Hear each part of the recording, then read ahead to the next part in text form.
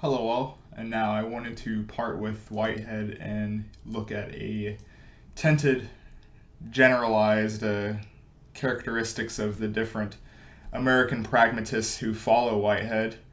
Of course, if we want to be specific in regards to philosophical systems, we would point to Dewey first, as Dewey um, is into process metaphysics himself on a naturalist basis. However, I want to do it a little bit different and actually go through Peirce as opposed to the actual philosophical tenets, and I'll get to that in a little bit onto why that is. But so anyway, if you noticed with Whitehead, we really didn't discuss much in the ways of ethics, and there's a real reason for that, and that is because with regards to his impressive metaphysical system that he uses mathematics out of for objective data and possibilities to come about, there really is no personal agency, and of course that's a really big gape, if you will,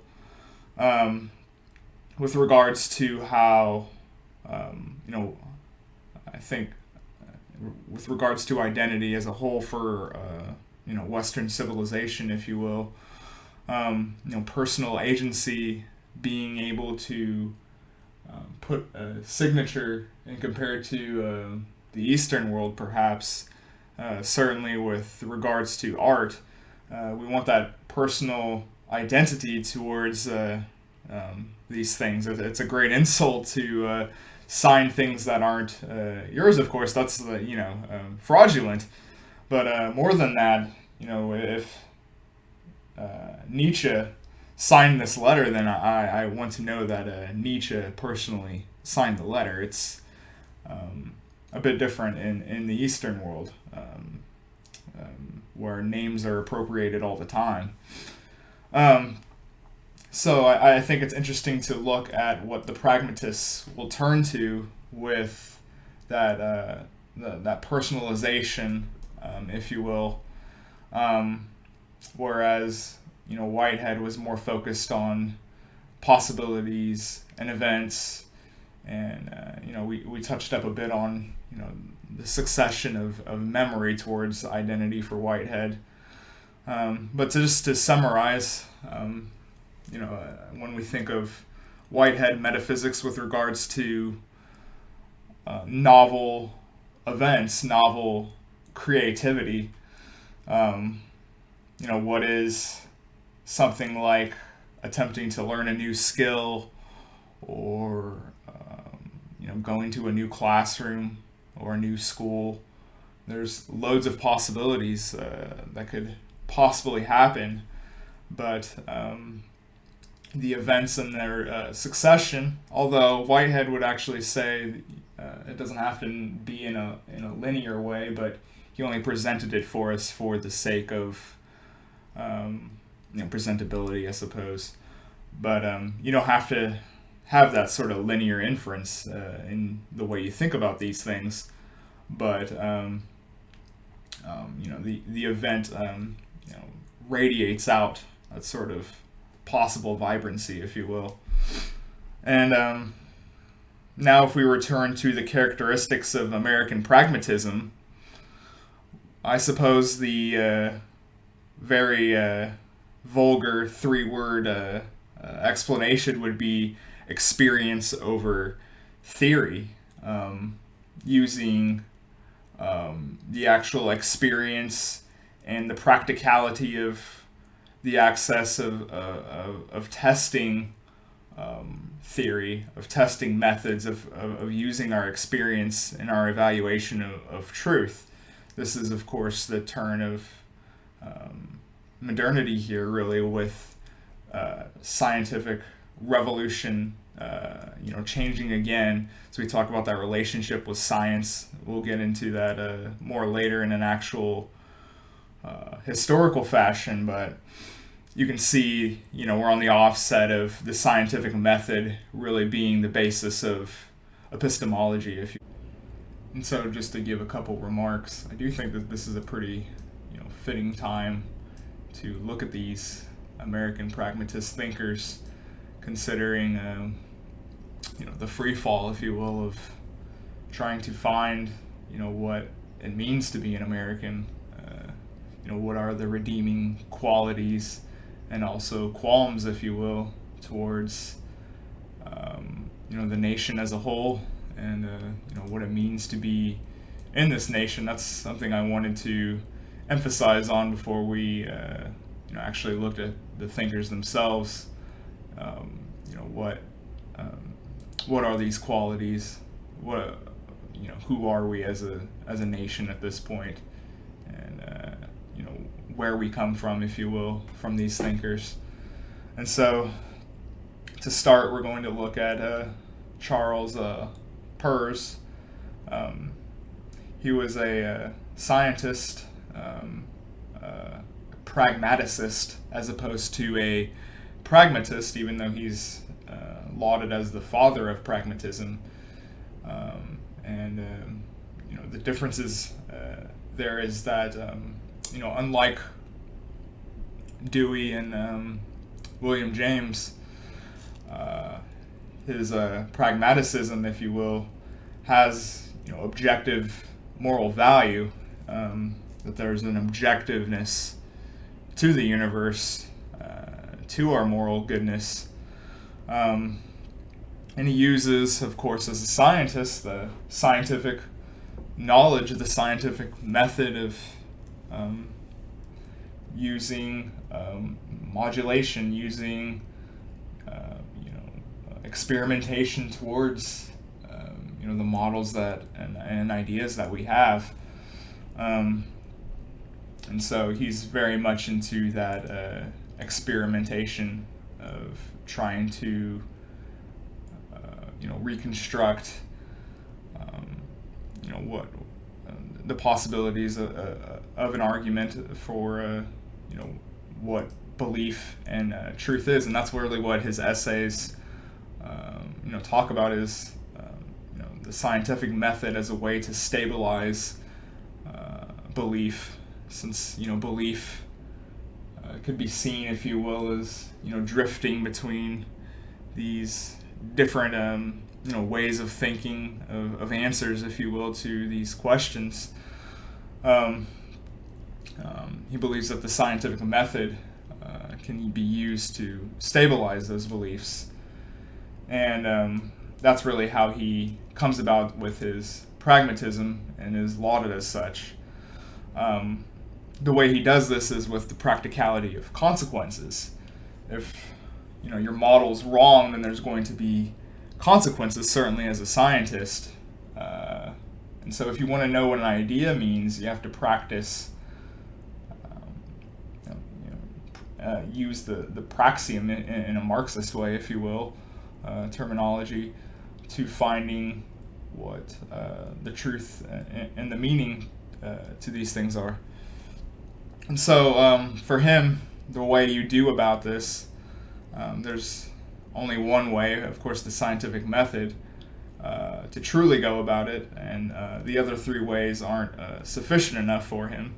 One, of course, is to be dogmatic and not to change your mind at all to a new idea.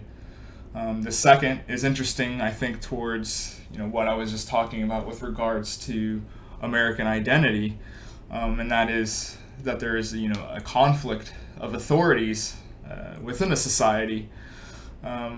There's different authoritarian expertise, if you will, of knowledge dispensed, and there's competing power centers, if you will. You don't have to look at it necessarily from just a social theory aspect, but in the conflict of authority between a mother and a father, if you will. Sometimes a family unit doesn't necessarily agree with each other, and so there's authority can't really be enough to sufficiently withstand what is actually true. And so for his third is really norms or tradition. And, this is to basically say, we should just stick to the same thing. There's very much that sort of creative and novelty energy here towards, going away from tradition, stepping outside of it and establishing new norms. And of course, the fourth is the scientific method, and that is the confirmation of a hypothesis appeal. For him, of course, he suggests that we can appeal to the evidence towards observers. There's kind of a way of looking at how, perhaps in his time, how much more educated the American public was as a whole. And so, actually, having a society that is, more cohesive, more in line together, if you will, even on an ethnic level, I think you can appeal more towards evidence, and I certainly think that that's something that's true here with regards to Peirce and the turn of the century at the time. Whereas in today's world, I think it's very different to have public evidence just out and abound like that really doesn't get entangled, if you will, with number two, really, with his regards to just appeal to authority. That's interesting to maybe look at. And so he has an issue, if you will, with foundationalism, those, classic first principles. Because, philosophy, or the Cartesian mode of thinking, if you will, started off with universal doubt. It starts off with skepticism. Western thought really gets going with Descartes, alone in his with the heated stove, if you will. And so, for Peirce, you just need the practicality of whether or not it's a model that, and really knowing everything without doubt isn't really necessary for him. You can use the scientific method for that. And so you just have, the doubt for certainty. And he draws the distinction that's interesting with the scholastics of the Middle Ages, who were much more robust about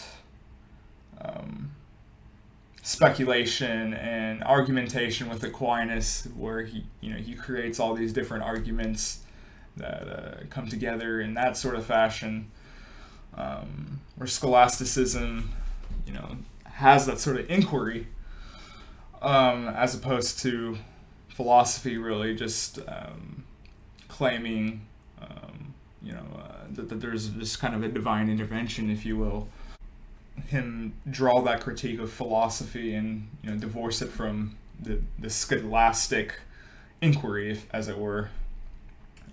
But harking back towards Descartes and his mathematical method for mechanisms of knowledge, what was the heyday method at the time to use mathematical proofs to deduct into your philosophy.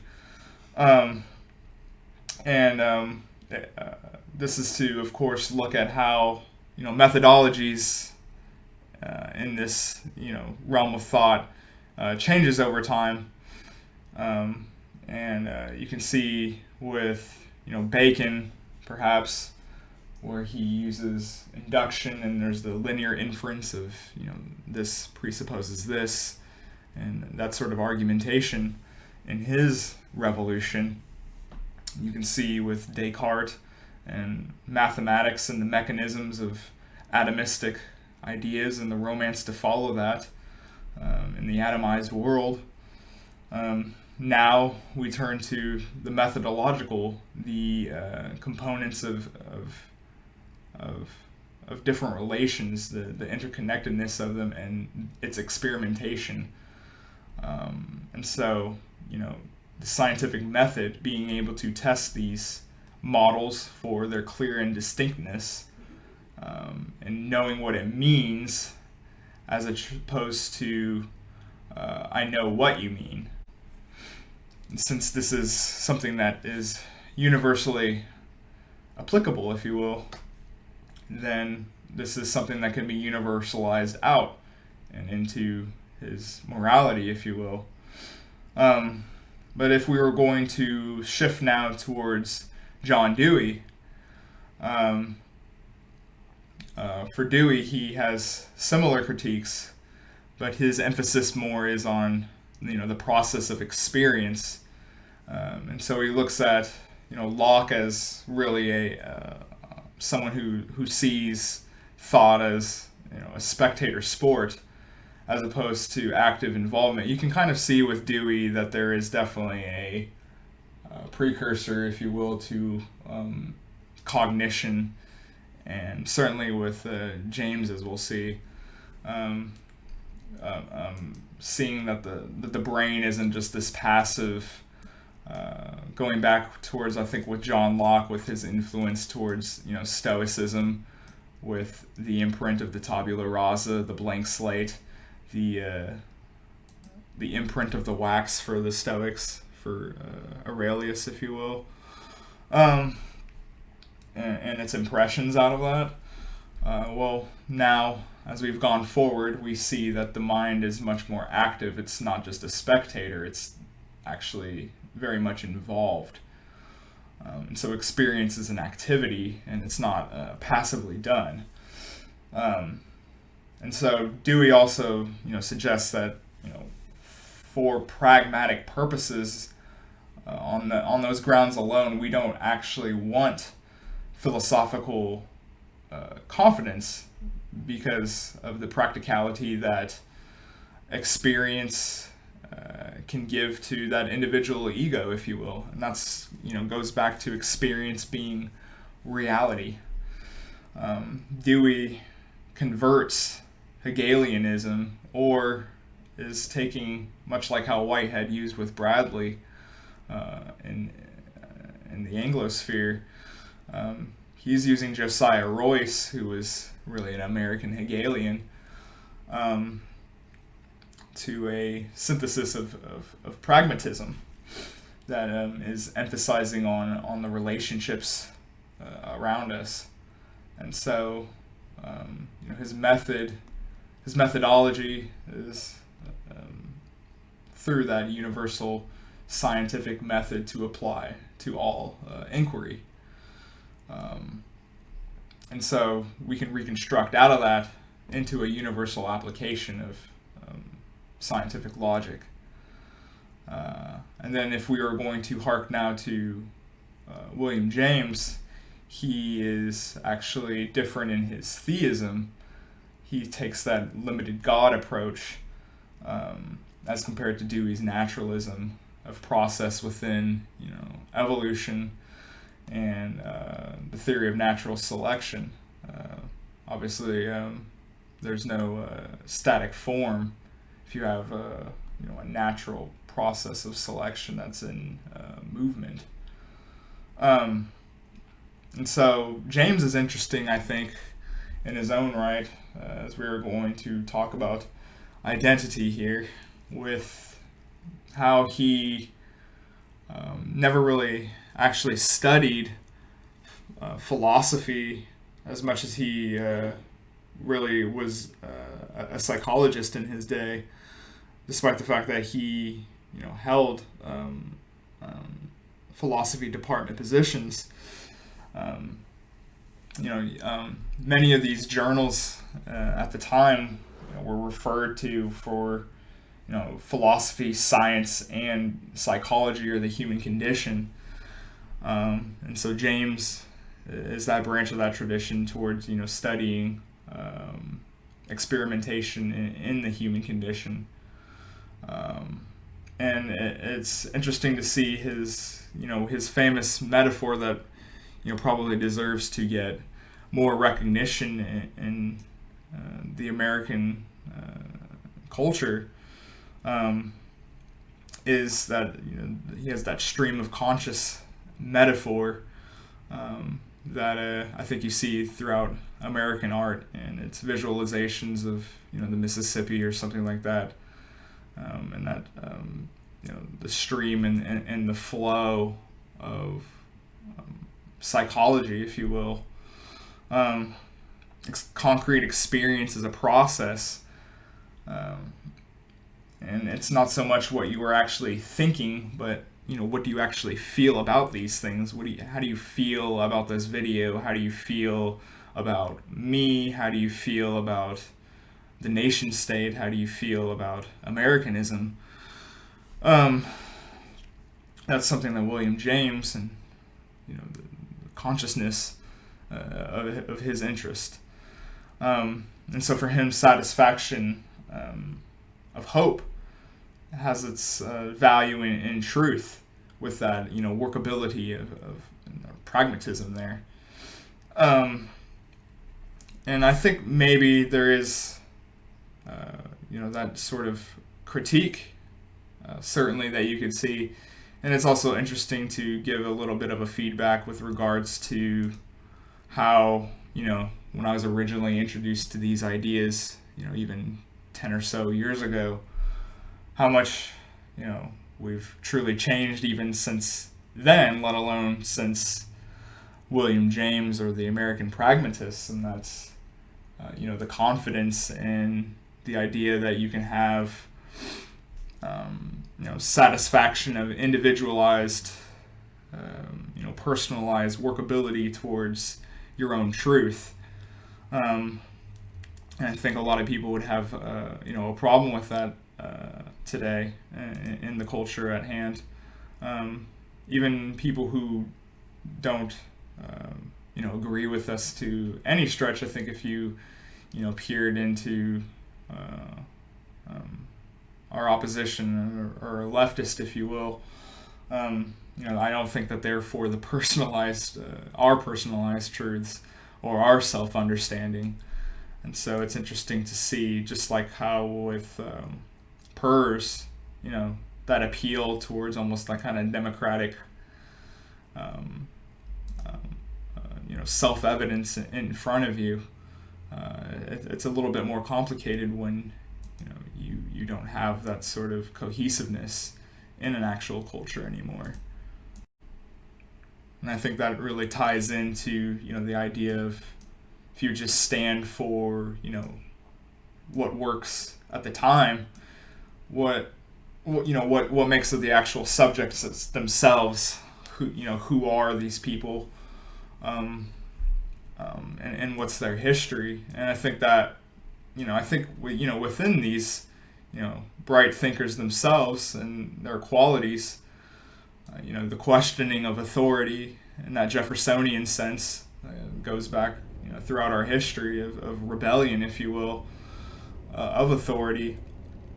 There is also the fact that you won't ever really establish or cherish a history in a way that our predecessors did in Europe and in past civilizations over Europe.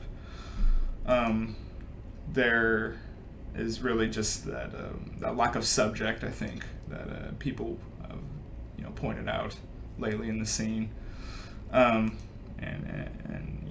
what comprises that for an actual identity. But I think also that there is that romance of that is part of American culture, is what do you actually bring to the table, what actually works, what are the methods that we could use to see who has the best model, who can compete and have the best model. And there's a lot of charitability that I think is required for that, of course.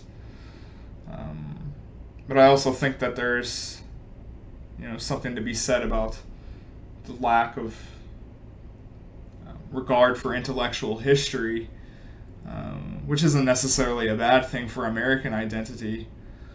But you can see a difference between the European tradition as compared to the American philosophical tradition, where quite frankly these three thinkers in particular aren't nearly well as known as the thinkers of Europe will be or are. But I also think that part of what makes America is that we look for models in eccentric places, and so we don't necessarily just appeal to that intellectual or aristocracy that's just passed down, but actually trying to find modulation and experimentation. I think that to part here that you can perhaps see why America, us as a people, really get so swept up in that sort of Baudrillard would always talk about America being more cinematic than actually upholding some kind of intellectual tradition or long-standing intellectual memory that goes and taps into your ancestors. But this sort of changing cinema based on the workability of those subjects at the time seems much more in line with what America has been and continues to be. But this was just my introduction to American pragmatism, and also giving some cultured thoughts as a whole. I hope you guys enjoyed, and for the next one we'll be looking at Dewey. But thanks for watching, and make sure to subscribe to the new channel if you haven't.